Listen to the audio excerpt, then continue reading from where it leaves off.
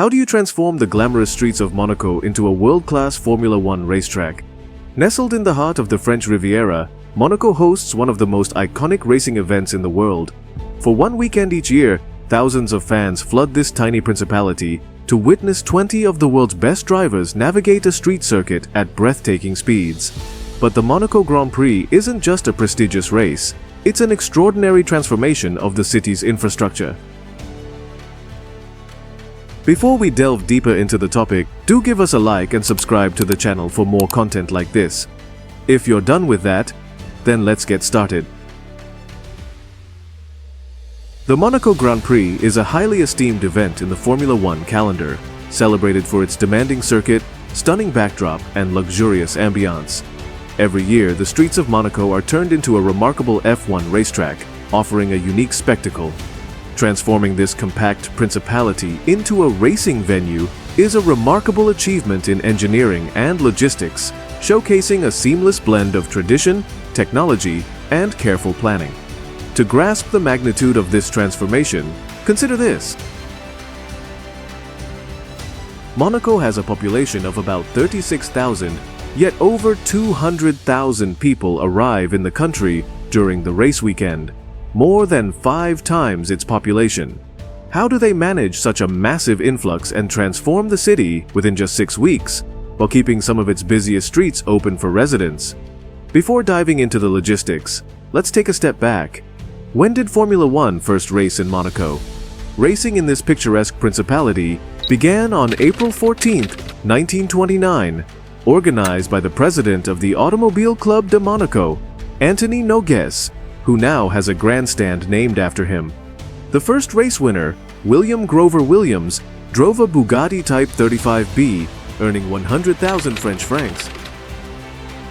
It wasn't until 1950 that Monaco joined the F1 calendar, with Juan Manuel Fangio winning the inaugural F1 race there, a man who would go on to become one of the most decorated drivers in the sport.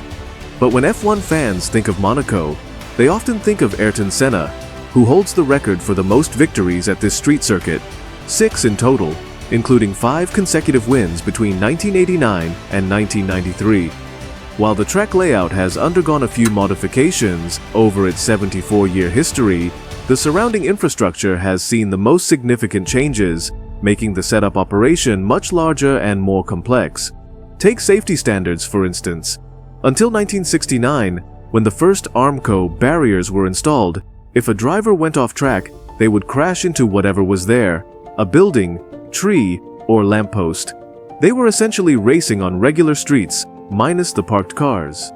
By 1972, the circuit was almost entirely lined with safety rails to protect drivers and spectators alike. Today, 21 kilometers of safety rails, 1 kilometer of TechPro barriers, 20,000 square meters of wire netting, 3,000 protective tires, and 800 fire extinguishers are installed around the 3.37-kilometer track. During the race, over 2,000 people, mostly volunteers like marshals and stewards, but also police and medical personnel, are stationed around the circuit. Despite the track's narrow corners and the fact that cars have become much larger over the years, Monaco remains one of the most dangerous tracks for drivers, requiring impeccable safety measures. The roads themselves need to be perfectly smooth. Even the slightest imperfection could cause a serious accident at speeds of up to 290 kilometers per hour. The FIA has stringent standards for track conditions, presenting the first logistical challenge. These streets are used daily by Monaco's residents. To minimize disruption, road resurfacing is done primarily at night during the 4 weeks leading up to the race, with about a third of the track being resurfaced each year. But how do they keep the roads accessible? Unlike other street circuits like Singapore, which are closed for the entire race weekend, Monaco's roads are closed between 6 a.m. and 7:30 a.m., but reopen between 6 p.m. and 9 p.m. daily, allowing for some passage through the track. Once the race concludes, the process of dismantling the racetrack begins almost immediately. The temporary structures are taken down, the barriers and fencing are removed, and the streets are restored to their normal condition. This process is carried out with the same level of care and precision as the installation, ensuring that Monaco can return to its regular rhythm with minimal disruption. Despite the temporary nature of the transformation, the impact of the Grand Prix lingers, as it leaves behind a legacy of innovation, engineering excellence, and a celebration of motorsport tradition. Monaco's size also presents a unique challenge. The entire country could fit inside New York's Central Park, leaving little room for the temporary facilities required to host the race. That's why most of these structures, including the pit garages and grandstands, are brought in by over 600 trucks and trains from storage facilities in Nice and Italy. Building off-site reduces setup time, with the whole operation beginning about 6 weeks before the race. The logistical challenges of transforming Monaco streets into a Formula 1 racetrack cannot be understated.